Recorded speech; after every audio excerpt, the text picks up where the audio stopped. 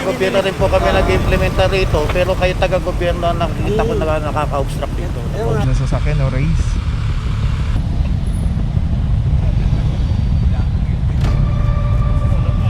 Sir, meron tayong traffic violation, sir, ha? Oo, ako yun, sir. Meron ako ng driver's license. Totoo na, sir. Kasi paalis na rin ako. Nilinis ko lang. Sir, pag hindi mo binigyan driver's license mo, sir, after 5 minutes, itotow natin ito. Ito, paulit-ulit na nagbababat sakay dito sa bungad ng Panay Avenue. Sila pa nga may mali eh. Mapasok sa counterflow eh. Oo po yun. Wala, matapang pa sila eh. Papahintuin pa yung paparating. Sila kaka-counterflow eh. Sila pa matapang. Napapansin ko sa mga ibang LLDA. Sa kanila pala, walang violation na. Dapat huliin, no? Pagbabae, huliin din dapat. Minsan kaya pakawalan eh.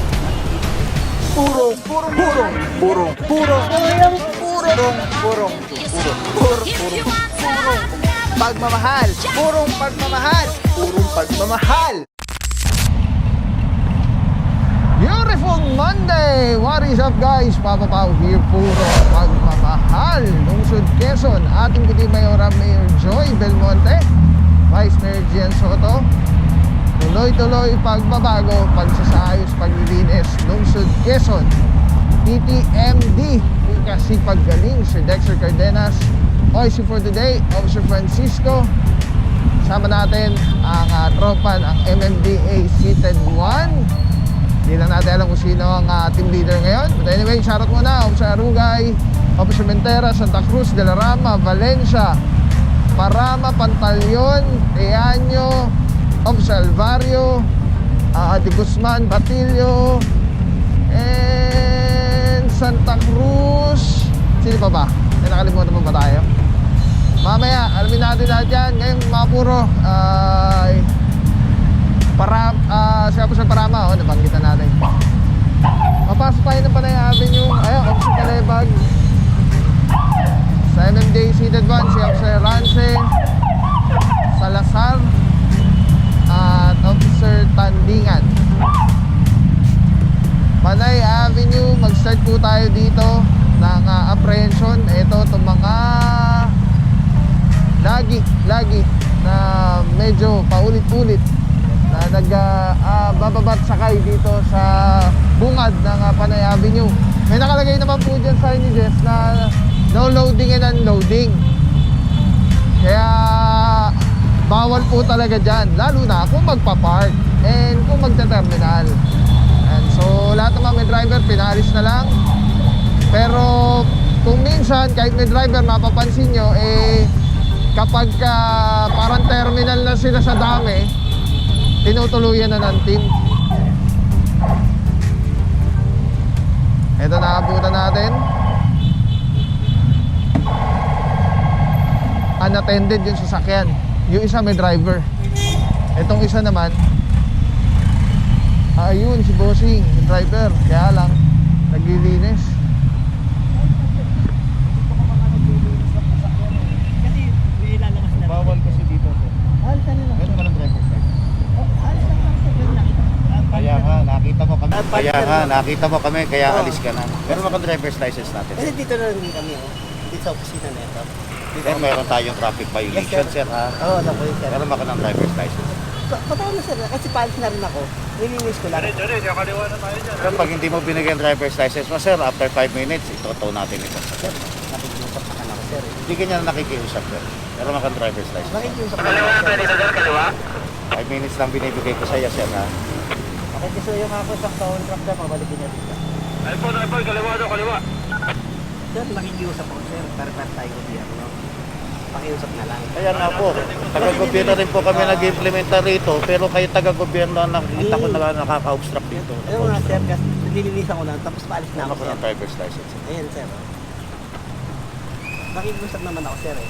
Nilinis ko lang, tapos aalis na rin ako. Yung reklamo sa amin, sir. Oo, Diba? alam ko naman yun, sir. May reklamo para tayong gobyerno. Kasi alis na rin ako, sir. Nilinis ko lang kasi ang dumi. Ilang beses na kayo nahuli dito? Isang beses, sir. Pangalawa na ito.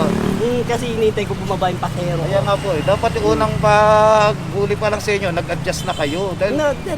bawal nga po eh. Maalis naman ako, sir. Maalis naman ako. Sir, nakikiusap Nag-usap naman ako sir, di ba? Nag-release ko lang kasi alis na rin ako. Hindi ba pwede makiusap sir?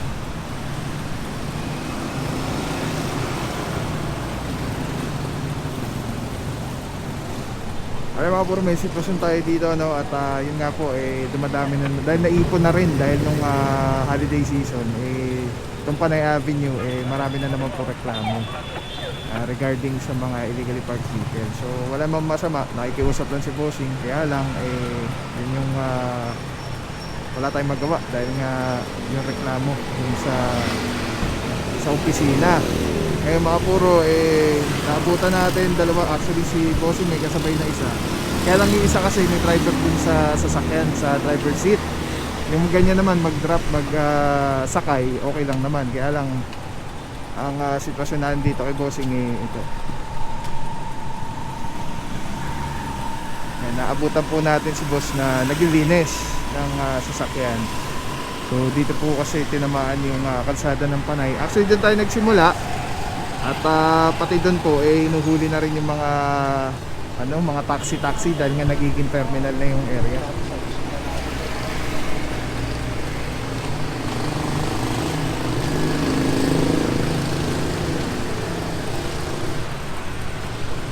Ay mga puro, titikitan lang po si Boss, obstruction. Sir, tanong ko lang sir. Dito naman sa QC hindi po confiscated ang driver's license. Hindi ba bawal na? Bawal yun sir. Kasi number 1 din yung NNDA ko, nakikita ko.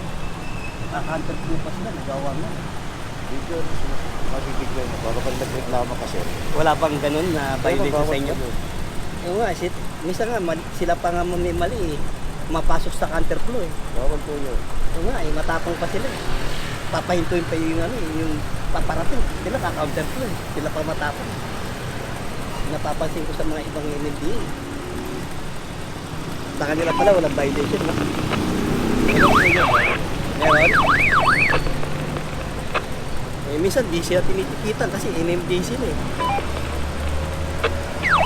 Alam nila, nasa NMDA sila. Sila nagpapatubad eh. Kaya malakas ang loob nila mag-counterflow. Ampere naman yun, sir, sa NMDA, no? Video nyo sila kung para pag nag-complain kayo sir, meron kayo ebidensya. Mahirap kasi yung hearsay lang. Kung mabibidyo nyo sila sir, video nyo, ireklamo Ayun nyo ang sabi sila. nyo, sir, ha? Tama Sige, yun, oo. tama. Sige, ngayon, bibidyo ako Video yung nyo mga sila, sir. nagka-counterflow na MMDA. Saan ako i-report? Kanino ko i-report yung mga una? Sa mother unit po nila, MFDA. Sa ano po yung mother unit nila? Sige. Ano yan, sir? Signature lang. Ito na po yung bago nating ticketing system. Hindi man na lang, Opo. ito na lang kami. Opo, daliri lang. Pangit. May violation pala yun. Po yun, counter po yun, bawal po. Oo nga, sila pa matapang ito. Pinahihinto pa nila yung parating na sa takbo. Kasi naka-uniform sila may MMDA, kaya yun. Inaano nila yung uniform nila pagka MMDA nila. Sa batas po, lahat po yun, in-implement na one is above the law po tayo. Saan ko ito Bali, ito po yung ating instruction and procedure. Paano nyo i-settle po ito. Saan? Pwede na ba bangko to, sir? Yan po sir, nakalagay po dyan sa through online, pwede po tayo. Online. Through online. Magkano, sir? Website po tayo dyan sir. Dito po yung presyo sir, 1,000 pesos. Sir, pakisuyo sir, pakialis nyo na po O muna. sige sir, nililinis ko lang. Nililinis ako. Sir, pakialis nyo na kasi habang nandiyan kayo, naka-obstruct po tayo dyan. Saka sir, pare-pares dapat huliin, no? Pag babae, huliin din dapat. Minsan, kaya pakawalan eh. Nakikita ko eh. Marami yung ako ebidensya sir na kahit babae, tinitigitan. Ay, hindi sir. Marami ako nakita rito. Pinaalis nila. Baka po hindi po ako. Sige na po sir, pakialis nyo Sige. na. Hindi rin, di pares ang huli sir. Alright, yan mga puro pwede po yung settle online, Gcash, Paymaya, or Sir, sana pares yung sana pati MMDA. Minsan sila pa sumasway din eh.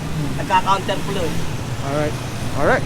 So yan, at least nasabi ni Bossing yung ninalain niya. Dapat parehas, bakit MMDA sila, naka-uniform, hindi sila inuhuli.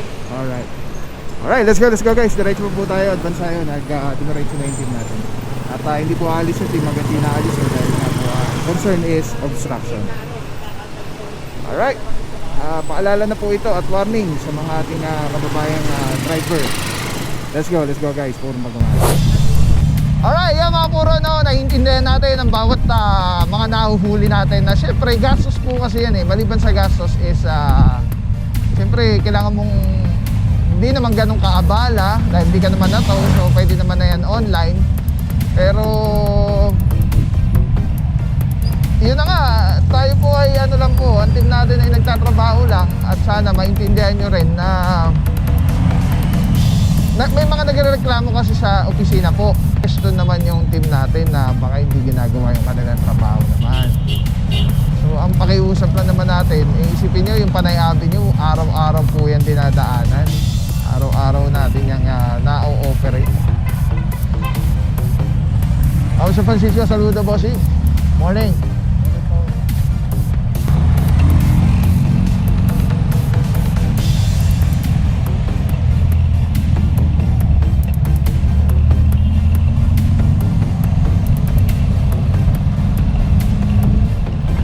Alright mga puro, at the same time si Bossing, siya yung nahuli na rin natin dati. Actually may vlog din tayo na siya yung nahuli. Nagturo pa siya. Kaya yung kasamahan niya na dapat i-consider na dahil kapiranggot lang naman yung lumagpas na nguso ng sasakyan, nahuli din, nataw pa nga.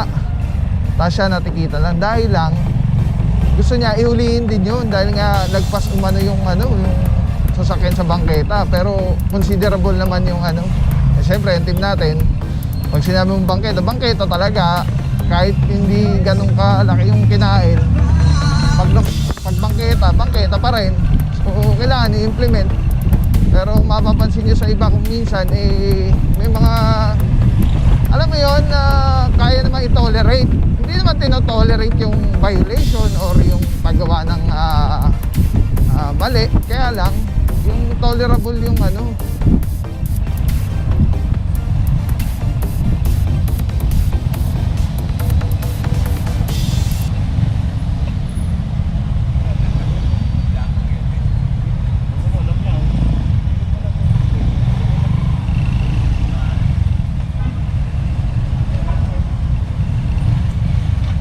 puro meron pa tayong nadaanan si Bossing, walang helmet.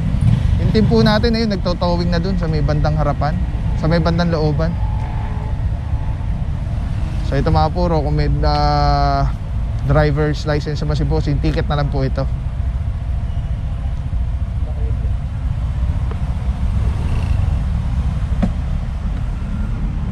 Share naman ito natin.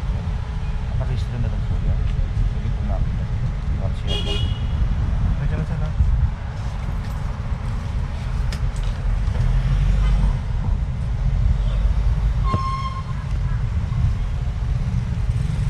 Alright mga puro, siya may driver's license naman si Bossing, titikitan na lang. Doon po, nagtotow na po tayo. May nakuha ng isa na 4-wheel na sedan. At currently dito may naabutan tayo si Officer Francisco na walang helmet si Bossing. Paalala natin para po sa safety natin yan, hindi po para magmahuli or kung ano man, kundi isipin po lagi natin safety first.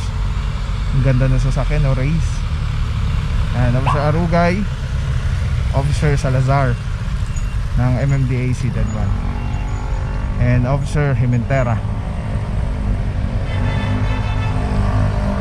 Alright, dito Officer Alvario and Officer Calebag. Tapos yung ibang team natin ay nag-advance na rin po. Alright, dire-diretso lang po tayo. Ito, chinek na rin yung necessary documents o RCR. Tapos ticket na lang po. Let's go guys, puro pagmamahal. Alright mga puro, alright mga puro, pasadaan lang natin dumadaring na sa, usually dito ginagawang parking space to. Pati dito nadaan na po yung team. So yan, malinis na po kung makikita nyo. Tapos yung mga taxi nagdadrop lang, saka nagbababa, bababa pareho lang, nagdadrop pick up. Yan, okay lang naman po yan pag nakita naman po kayo naabutan na nagdadrop nagpipick up, hindi naman po hinuhuli yan.